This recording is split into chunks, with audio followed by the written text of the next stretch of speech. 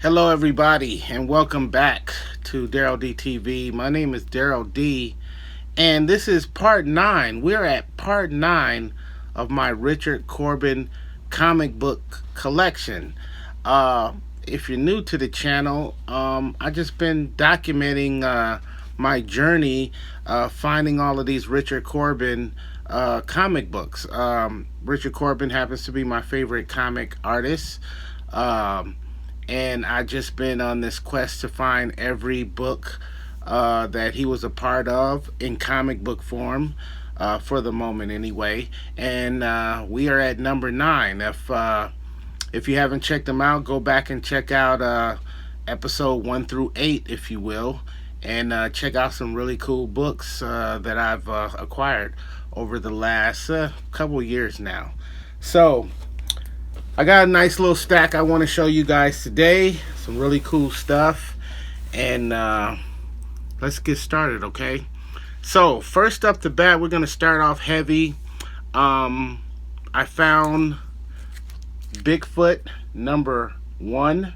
Now, this was on the, this is IDW on that publishing company. And when I discovered this book, I just definitely wanted. This one took me a little bit longer to find, especially issue number 1, and it never fails. It's like when I first started looking for this book, the ones that I found online were very pricey, and it never fails. As soon as I find a book for a halfway decent price, it seems like then all of the cheap books start popping up out of nowhere.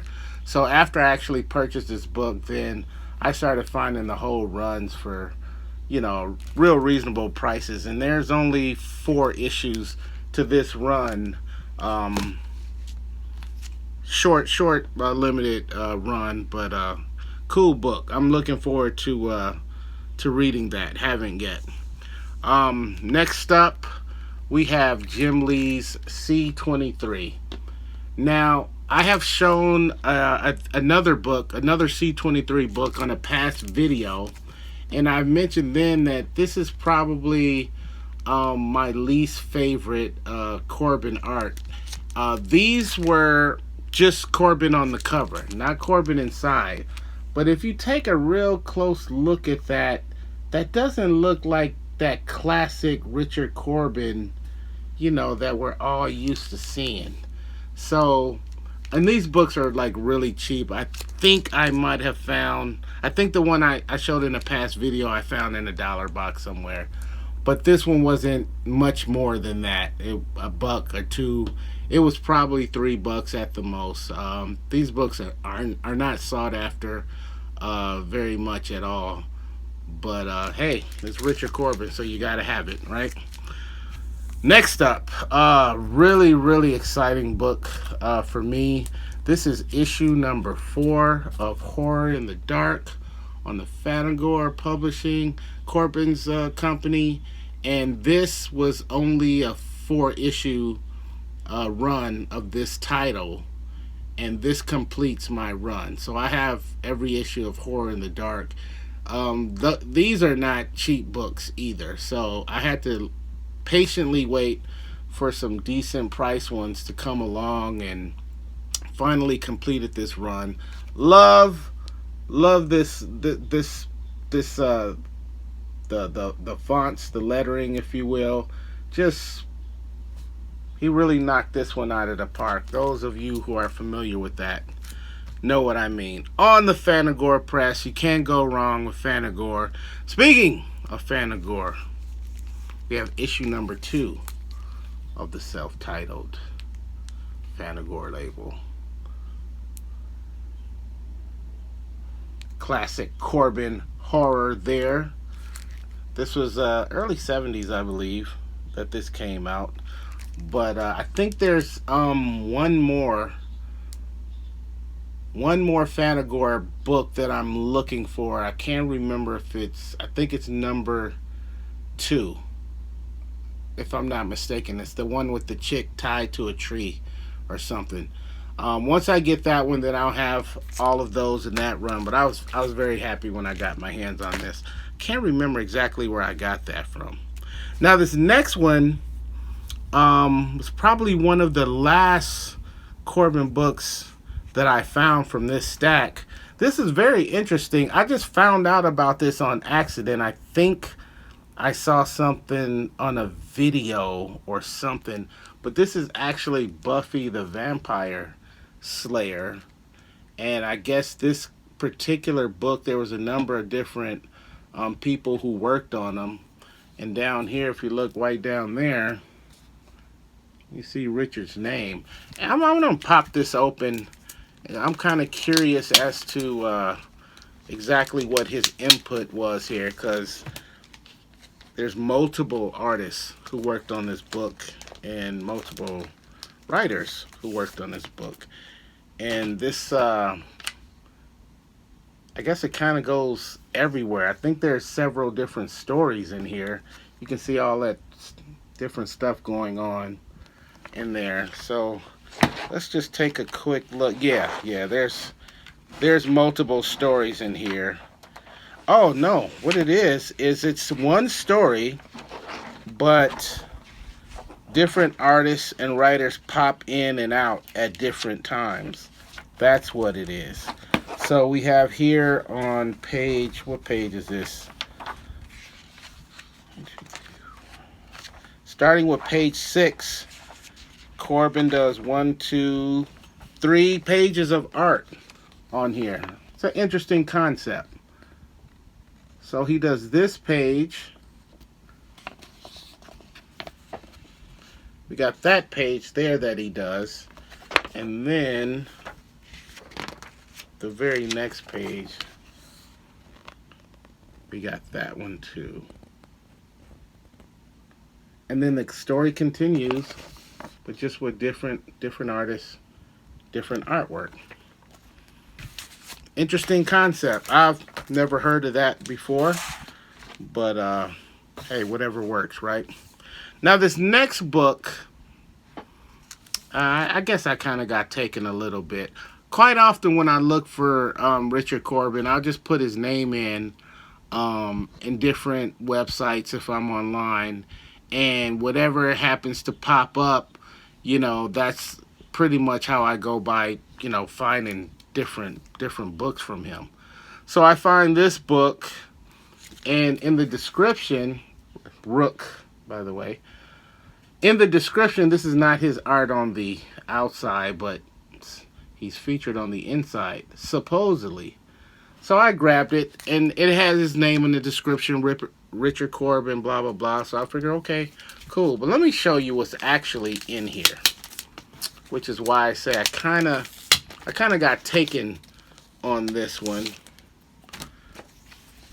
So if you flip, I think it was towards the back. Okay, so Richard Corben actually does no art or writing in this book at all. But what they do is they show you an advertisement for the magazine Rook. And on the cover, that features Richard Corben's artwork. So they show an advertisement for another book featuring Corben's art, but not really any Corben on this book. So I basically just got an advertisement. It's still a cool picture, but not really, not really featuring Corben. He's in there, but he's not in there. And then the book wasn't a whole lot of money too. I don't remember. I think I paid a few bucks for it. Rook number 0 from Harris Comics. It seems like this book came out and then the actual magazine came out sometimes afterwards. Totally different publishing companies. I don't really know, the heavy story behind that, but I think that's pretty close. Next up, this was an interesting one too. This is definitely, somebody else could probably explain this a lot better than I can, but this is a book called Gobbledygook gobbledygook, and if you check that out, it looks like that whole Teenage Mutant Ninja Turtle thing going on there. Definitely, there's definitely a connection there. I don't know if it's the artwork or the company, but that definitely looks like, you know, those older Teenage Mutant Ninja Turtle books. Let's just look inside here real quick and see what's going on. This is a thick book. This got a lot of pages in it, and I can see right away that there are multiple stories in here. So I am assuming that at some point... Oh, wait a minute. Don't tell me they did that again. Okay. Let's take another look through here, because I'm not seeing too much of Richard in here at all. Is this it? Here we go. There's a story in here called You Had to Be There, a Kevin Eastman, Richard Corben collaboration. We all know who Kevin Eastman is of Teenage Mutant Ninja Turtle fame, but if you take a close look there, you can definitely see that Corben style of art in there. And for this being such a thick book, this particular story is only 4 pages. 4 pages for Richard. And then they kind of threw another advertisement in the back for Rip in Time. I've showed you all those books on other videos. But yeah, so definitely that's Teenage Mutant Ninja Turtle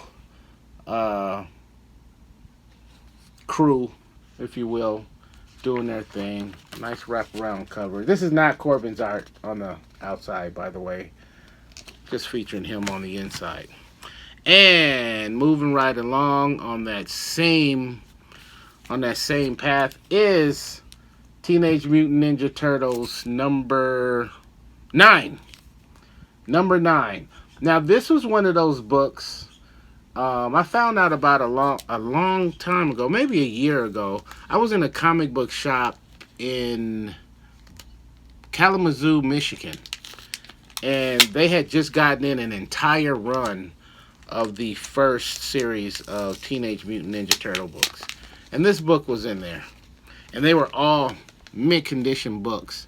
And I asked the guy, hey, could I open this up and flip through it? They were all pretty pricey too. And he goes, yeah, the owner of the store.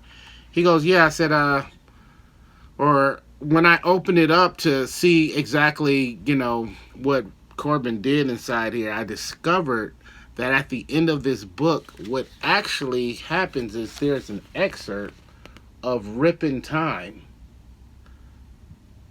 from Corben. So it's not actually, they just gave you like a 3-page sampler, of what you would find in the actual Rip in Time magazine. Actually, this is 6 pages. 6 pages of Rip in Time from Richard Corben. So I was like, I don't need that. I got Rip in Time. Why would I need an excerpt out of another book? And I'm not much of a fan of the Turtles at all. So I don't remember how much it was, but it was way more than I was willing to spend for just a little, sampler of Rip in Time. But I don't remember how much I paid for this, but it wasn't much. It wasn't much at all, so I was glad I was able to add that to the collection. But yeah, there's a few Ninja Turtle, early Ninja Turtle books that feature, a sampler of Rip in Time in the back of them. Moving right along, this is a good one. This is issue number 24 of Creepy. Creepy the magazine, not Creepy the Creepy the comic. I'm sorry, the comic book, not Creepy the magazine. Now, just to let you know that my next video for my Richard Corben books will be a magazine edition video. So you will be seeing some creepy in the future.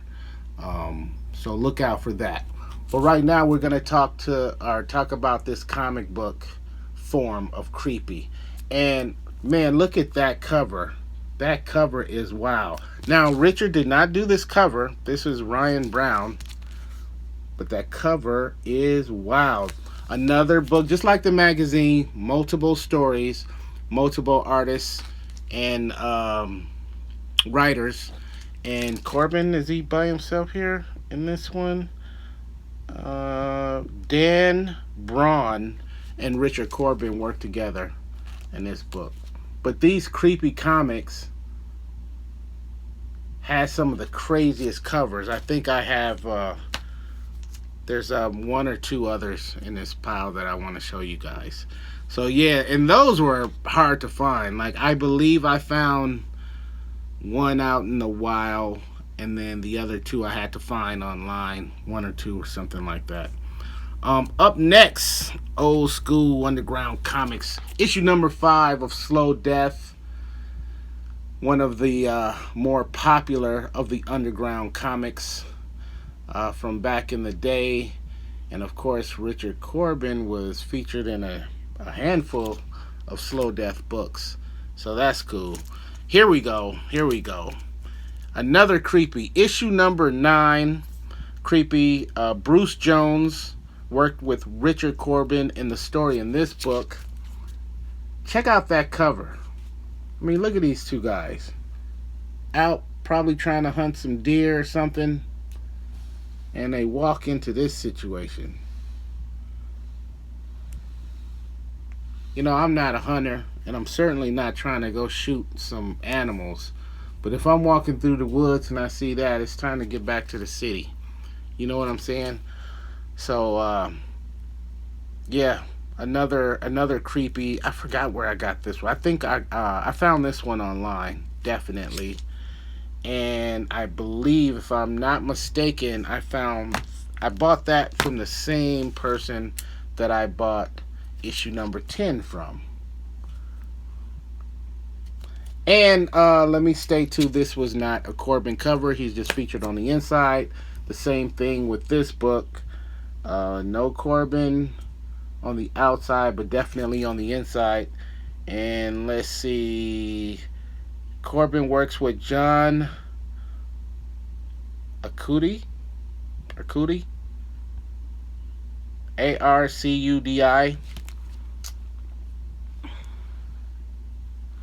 Sorry for the glare there. Issue number 10 of Creepy. That's pretty cool. And these are real thick books too. A lot thicker than your average book. Next up, this is issue number 12 of Creepy. Corben does a story in here, the writing and the art, and he does the cover. There you go, check that out. If we take a closer look, that's definitely Richard.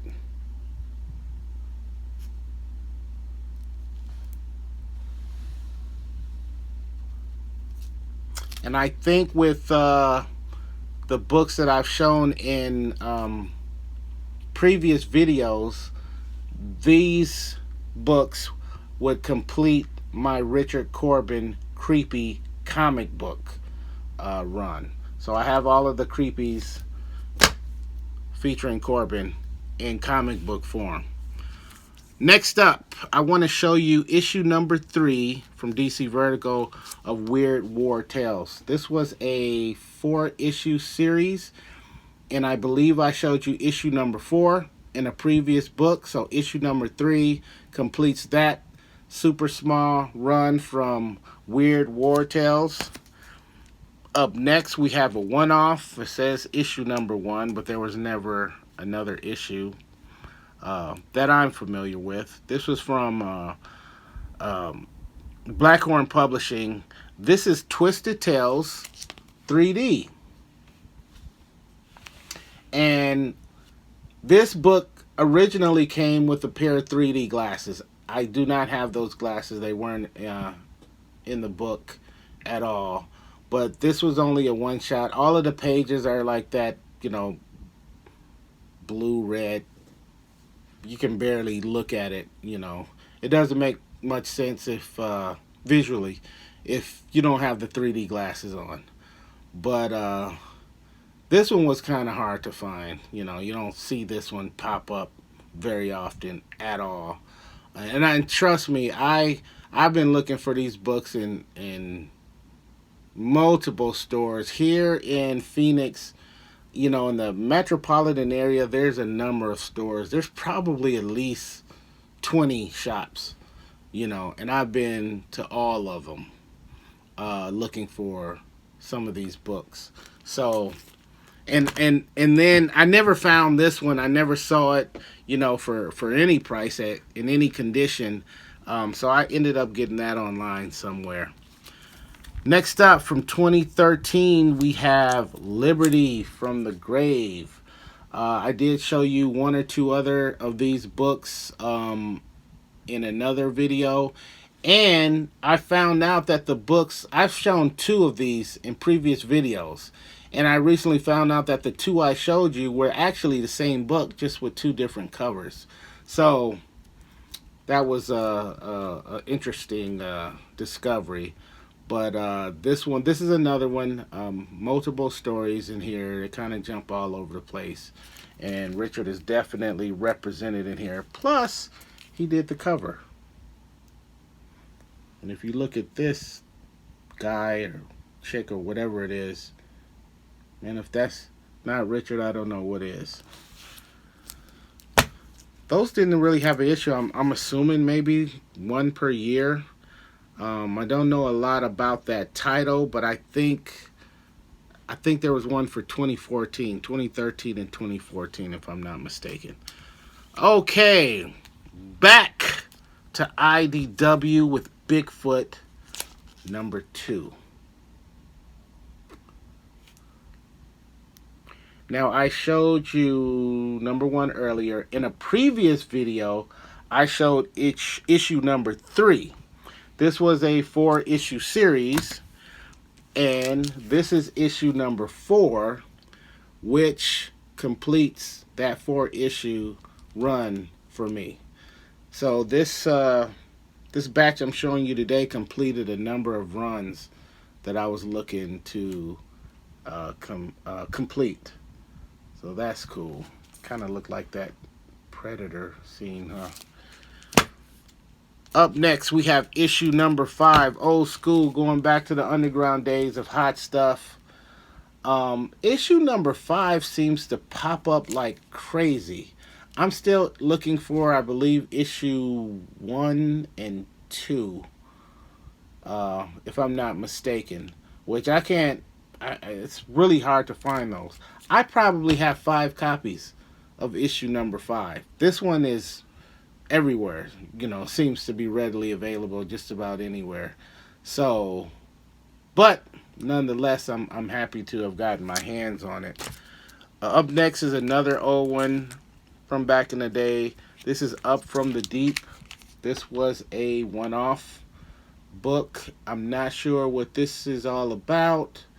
I haven't cracked it open, but judging from the cover, I would say we definitely dealing with some sci-fi in there, and it is one of his earlier books, and those are the hardest to get your hands on. So yeah, that one took me a while to find as well. Okay, up next we have a variant cover only from Dark Horse. This is issue number 1 of 3 of the book Buzzard, and Eric Powell does this book. The same guy that does The Goon, as you can see. And this issue, number 1, had 2 covers. And Richard did the variant cover. How cool is that? Man, when I found out about this book, even though he was just on the cover, man, I wanted this book bad. And it's crazy because the only ones I was seeing at first were like $35, $45 books. And then all of a sudden I found a bunch of other ones that were like next to nothing, couple bucks a piece. So I was glad I was able, you know, to grab that, because I certainly wasn't spending 30, 40 bucks on it, that's for sure. Up next, we have another issue of Jim Lee's C23. This is issue number 6. Once again, this is Corben just on the cover.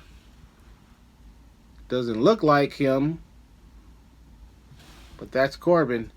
Yeah, this just wasn't my thing. He definitely changed the style up for this one. Not that the art is bad. The art is fantastic.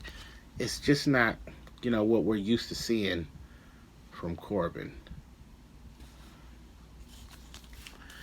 And last on the list that I want to show you guys, classic book from 1972. This is Weird'em Comics number 15. And as you can see, you got Mr. Devil himself coming out of the elevator. I guess trying to make a deal with this dude. He's not down. And who can blame him, right? Weird'em Comics number 15 with the free color poster inside. It's a pretty decent condition too. I can't remember how much I paid for this, but I didn't pay a ton of money on most of my Corben books. There's a few that I had to have that was probably in the $30-$40 range, $25 to $40 range. There's probably a handful of those, but most of them I got for a pretty decent price. Unfortunately, some of them, which were real cheap, $1, $2, $3 books, I had to get online because I couldn't find them in any of my local shops. But by the time you pay shipping, then you're at an $8, $9 book sometimes. What are you gonna do, right? But this one, I think maybe I paid maybe somewhere between 10 and 15 for this book. Might have been a little cheaper, but I don't recall. But yeah, so that's it, man. That's what, video number 9 of my Richard Corben comic collection. So I'm glad you guys got to hang out with me. Any comments, leave them below. Like I said, next up, I want to show you some of the magazines that I've come across. And there's a few interesting pieces in there that I want to show you too. So you guys hang tight. We'll be back soon with video number 10 of my Richard Corben comic collection so far. Peace and love.